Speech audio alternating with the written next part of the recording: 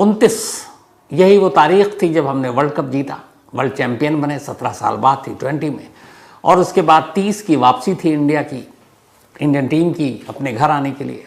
लेकिन वहाँ तूफान आ गया और उस तूफान की वजह से टीम फंस गई, और आखिरकार फिर 30 की रात की फ़्लाइट के बाद फिर 1, 2 निकल गया, फिर 3 निकल गया, और आखिरकार लंबे इंतज़ार के बाद आज की सुबह इंडियन टीम, हमारी world champion team Delhi land की एयर इंडिया के स्पेशल प्लेन से।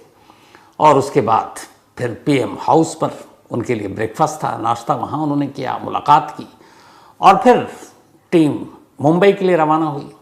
और मुंबई में BCCI के सेक्रेटरी जय शाह ने कहा था कि तमाम लोगों को दावत दी थी कि आइए और वर्ल्ड टीम चैंपियन, हमारे चैंपियन का स्वागत कीजिए वानखेड़े स्टेडियम में। मुंबई में बारिश हो रही थी तो लगा कि कुछ लोग आएंगे, लेकिन क्या मंजर था भाई साहब, क्या मतलब भीड़, जन सैलाब, तकरीबन पॉइंट पर पैर रखने की जगह नहीं। वानखेड़े स्टेडियम कोई मैच नहीं है, ठसाठस भरा हुआ। ये होता है जज्बा, ये होता है स्पोर्ट्समैनशिप। और क्या दिल खोल कर लोगों ने स्वागत किया है रोहित एंड टीम का, वाकई दिल खुश हो गया। मतलब इतनी बड़ी तादाद में, लाखों की तादाद में लोग सड़क पर घंटों से खड़े हुए हैं, सिर्फ T20 वर्ल्ड चैंपियन की एक झलक के लिए और उस ट्रॉफी की एक झलक के लिए। इसे कहते हैं क्रिकेट और इसे कहते हैं टीम इंडिया। मन खुश हो जाता है। हम आप बहुत सारे जितने भी हम सब लोग हैं, हमारी दुनिया में बहुत कुछ चलता रहता है, लेकिन ये जो थोड़े थोड़े पल होते हैं ना, ये वो खुशियाँ दे जाते हैं जिन्हें हम बड़े लंबे वक्त तक सहेज कर रखते हैं, और इसी को याद कर कर के खुश होते हैं। 29 जून को जो खुशी मिली, आज देखिए 5 दिन का फासला है, लेकिन आज ऐसा लगा कि आज ही हम वर्ल्ड चैंपियन बने। जो जोश, जो जज्बा, जो जुनून, सड़कों पर हुजूम, ये रात तक चले, ये पार्टी रात तक चलेगी आज, आप देखिएगा। तो Congress once again team India, welcome back to home, और बड़ा अच्छा लगा। और कल से हमारी दूसरी जूनियर टीम, जूनियर भी नहीं कहेंगे, टीम 2 वहाँ जिम्बाब्वे में 5 T20 खेलने के लिए शुभमन गिल की कप्तानी में वो तैयार है। कल से मैच है शाम को, तो उस मैच का भी मज़ा लीजिए। देखिए हमारी टीम की ताकत देखिए कि जो मेन प्लेयर उनमें से कोई नहीं है, सब जो बेंच पे टीम है, जो बाहर हैं, वो सारे प्लेयर वहाँ खेलने जा रहे हैं, और वो भी इतने ताकतवर हैं कि आप नाम ही देख लीजिए ना, शुभमन गिल से लेके गायकवाड़ हो, संजू सैमसन हो, बाकी और भी लोग। 2-3 तो यहाँ हैं, उनको जाना था वहाँ, लेकिन इसी तूफान में फंस गए, तो उनके लिए बैकअप टीम भेजी गई, वरना कायदे से रिंकू सिंह, संजू सैमसन, इसके अलावा खलील, इसके अलावा एक और, उनको वहाँ जाना था, लेकिन तूफान ने यहाँ भेज दिया, तो कुछ और खिलाड़ी चले गए, तो कोई बात नहीं। तो welcome back home team India. और आते हैं आज की कहानी के ऊपर। करीब 23 साल पुरानी बात है, आगरा में एक बच्ची की मौत हो जाती है, और ये बच्ची कोई और नहीं बल्कि वही आज के भोले बाबा, जिनकी वजह से हाथरस के उस गांव में 2 जुलाई की दोपहर 121 लोगों की मौत हो गई।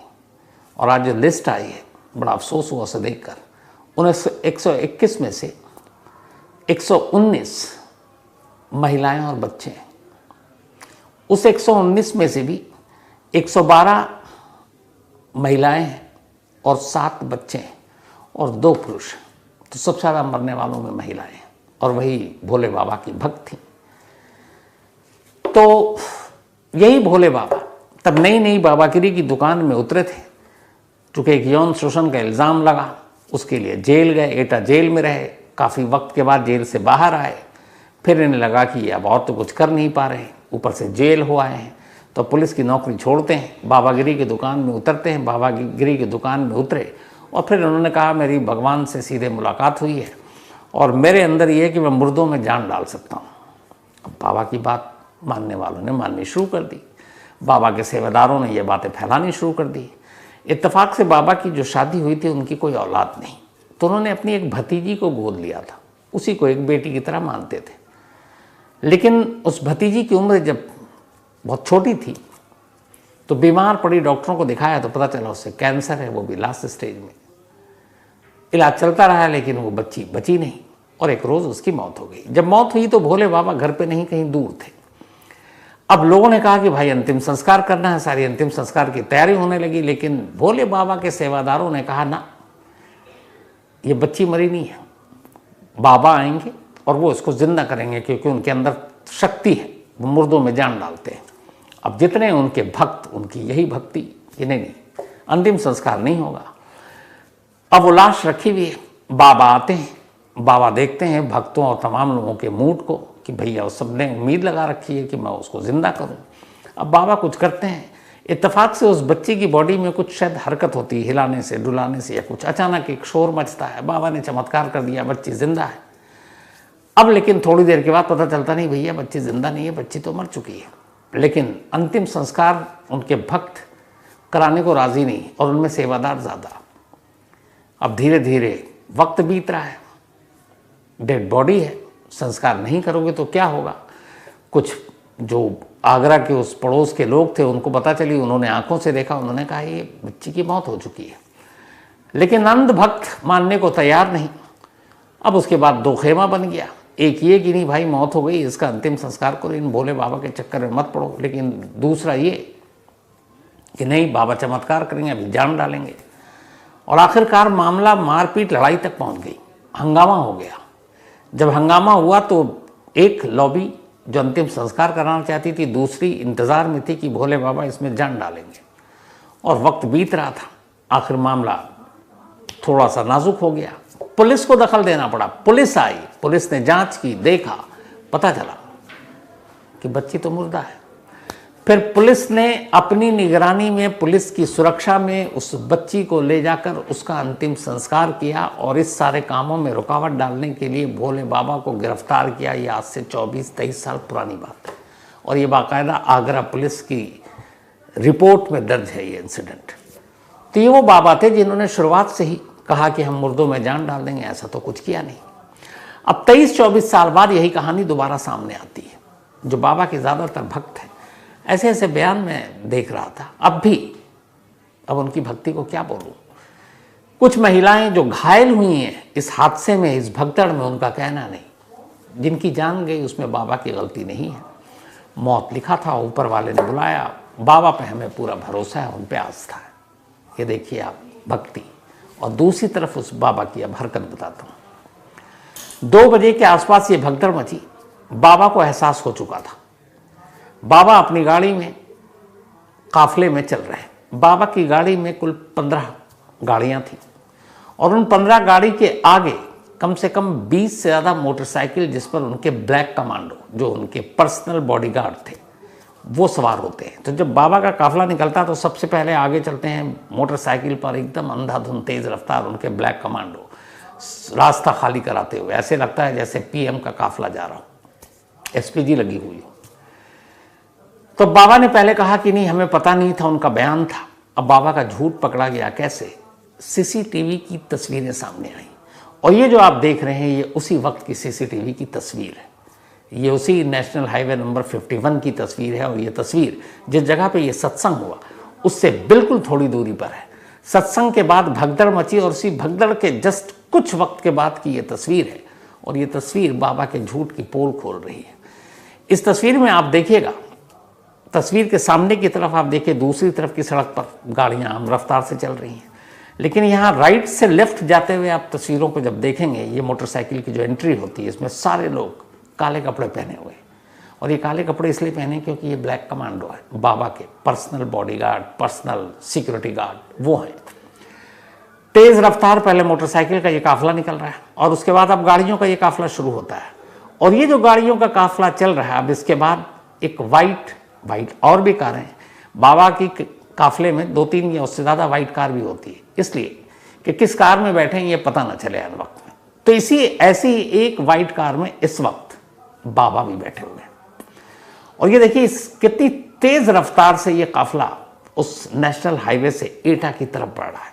और ये उस वक्त की बात है जब उधर भगदड़ में लोग दम तोड़ रहे थे।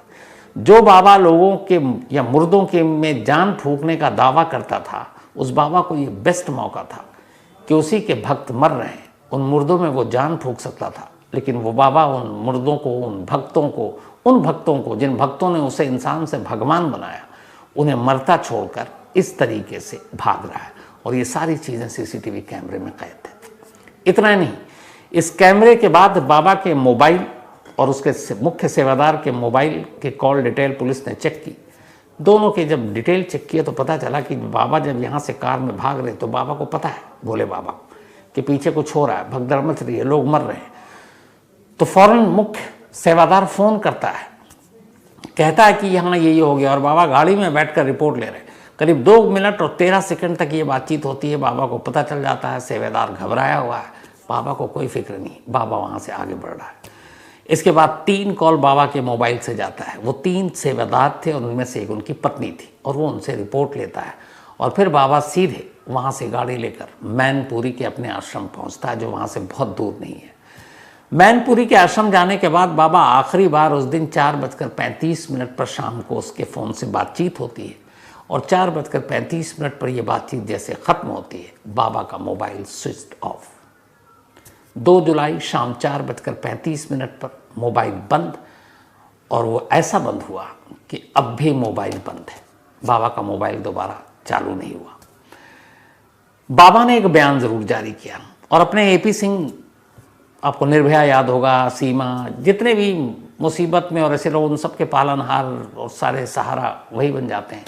तो AP सिंह को बाबा ने, अब भोले बाबा ने अपना वकील बना लिया है, और बाबा ने बाकायदा एक बयान जारी कर इसकी जानकारी दी। और इस बयान में कहते हैं कि कुछ असामाजिक तत्वों की वजह से जो भगदड़ मची है उसके खिलाफ कार्रवाई की जाए, और ये सारे उनके अपने सेवादार हैं। बट कमाल देखिए कि बाबा गायब। बाबा के पीछे में पुलिस FIR दर्ज करती है, FIR में कहीं बाबा का नाम नहीं। और अब 2 दिन के बाद हादसे के अलीगढ़ रेंज के ADG एक प्रेस कॉन्फ्रेंस करते हैं। उस प्रेस कॉन्फ्रेंस में वो लगभग 10 मिनट तक पूरी कहानी सुनाते हैं। बताते हैं कि हमने उनके मुख्य सेवादार के खिलाफ 1 लाख रुपए का इनाम ऐलान कर दिया है, और जो भी उसकी खबर देगा हम उसको 1 लाख देंगे। बाकी सेवादारों को पकड़ रहे हैं, दोषियों को बख्शा नहीं जाएगा, कड़ी कार्रवाई करेंगे। पूरी बात बोल ली। पर क्या मजाल, जो पूरी प्रेस कॉन्फ्रेंस में एक बार भी भोले बाबा का नाम अपनी ज़ुबान पर ले आए। वो तो जब उन्होंने अपना बोलना ख़त्म किया और कुर्सी से उठकर जाने लगे तो कुछ रिपोर्टर, जिनके जहन में आया कि यार बाबा के बारे में भी तो कुछ बोलो, तब पूछा कि भोले बाबा की भी तो बताओ। उन्होंने कहा नहीं, हमें जब ज़रूरत होगी तब हम पूछताछ कर लेंगे। हमने बाबा की कुंडली खंगाली है, बाबा के पुराने जुर्मों का भी हिसाब किताब निकाला है, लेकिन अभी ज़रूरत नहीं है, जब ज़रूरत होगी पूछताछ कर लेंगे। अब आप कमाल देखिए, एक सत्संग में 121 लोगों की मौत होती है। सत्संग के जो आयोजन करता है उनके ऊपर पुलिस 1 लाख का इनाम रख रही है, लेकिन जो असली सत्संग का जिम्मेदार है पुलिस की नज़र में उसका कोई मतलब नहीं, वो कोई गुनाहगार नहीं, ना FIR में नाम है, ना पुलिस को उसकी ज़रूरत है। ये वैसे ही हुआ कि जैसे एक मर्डर हो जाए, मान लीजिए सुपारी देके कत्ल होता है। अब कत्ल हो गया, पुलिस ने कातिल को पकड़ लिया। अब कातिल कह रहा है कि हाँ जी मैंने ये कत्ल किया, लेकिन इनके कहने पर इन्होंने पैसे दिए। तो पुलिस कहती नहीं, तूने कत्ल किया, तुम अंदर आ जाओ, सुपारी देने वाला बेकसूर है। कभी ऐसा होता है कत्ल के केस में, अगर सुपारी देकर कत्ल किया गया है तो कातिल के साथ साथ सुपारी देने वाला भी बराबर का जिम्मेदार होता है। यहाँ उस मुख्य सेवादार के खिलाफ तो FIR है, बट जिन भोले बाबा के नाम पे ये सत्संग हुआ उनको पुलिस जिम्मेदार गुनहगार नहीं मानती, जबकि ये CCTV कैमरा भी इस बात का गवाह है कि भगदड़ मच रही है। भक्तों को बजाने, उनकी मदद करने के बजाय बाबा भाग रहे हैं। अरे ना भी बजाते, मुर्दों में जान तो खैर, कोई इंसान क्या फूकेगा, छोड़ दीजिए उन बातों को। कम से कम जो आपके पास 15 गाड़ियों का काफिला था, आपके ब्लैक कमांडो 15-20 बाइक पे भाग रहे हैं, यही लोग कुछ घायलों को उठाकर अस्पताल ले जाते, थोड़ी सी उनको पानी पिला देते, मदद कर देते। नहीं, जो भक्त पता नहीं क्या क्या परेशानी लेकर आपके पास आए, आप उन्हें मरता हुआ छोड़कर आप लोग भाग रहे हैं, और पुलिस उन्हें ज़रूरत नहीं है। वरना अब तक तो ये होता है कि अगर ऐसा कोई क्राइम हो जाए ना, पता नहीं कितने बुलडोज़र चल जाते हैं। अब बुलडोज़र बदनाम भी है, फेमस भी है यूपी में, लेकिन अभी तक बुलडोज़र निकला नहीं है। अब या तो बुलडोज़र में जंग लग गई, या फिर बुलडोज़र का डीजल ख़त्म हो गया, शायद यही कह सकते हैं। लेकिन कमाल है, न पुलिस को भोले बाबा की ज़रूरत है, न FIR में ज़रूरत है, और जो बाकी उनके छोटे मोटे सेवादार हैं, उनको पुलिस ढूंढ रही है। खाना पूर्ति के लिए 3 लोगों की एक कमेटी बना दी गई है, जुडिशियल कमेटी। 2 महीना उनको दे दिया कि भैया रिपोर्ट दे दो अपनी, गुनहगार कौन। अब यहाँ पे एक सवाल है, और आप लोगों से भी है, कि ऐसे कई हादसे अपने देश में हुए, ऐसे कई जुर्म अपने देश में हुए, जो ऐसी ऐसी कमेटियाँ इससे पहले भी बनी हैं, दर्जनों सैकड़ों। उन कमेटियों का क्या हुआ, उनकी रिपोर्ट क्या आई, उनमें एक्शन क्या लिया गया, उसमें किसके खिलाफ क्या कार्रवाई की गई, आपको कुछ याद है?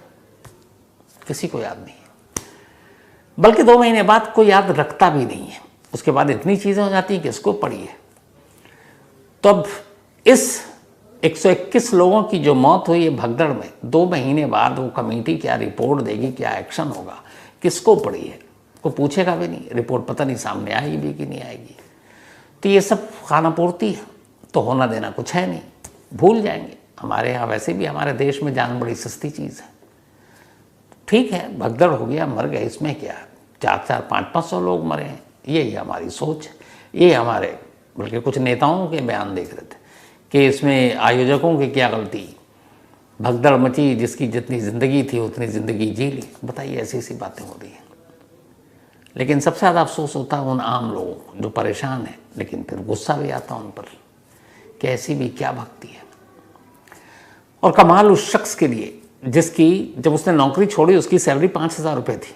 भोले बाबा जो तब सूरजपाल हुआ करता था, 5,000 रुपये थी। 2001 के आसपास उसने VRS लिया। आज हम 2024 में हैं।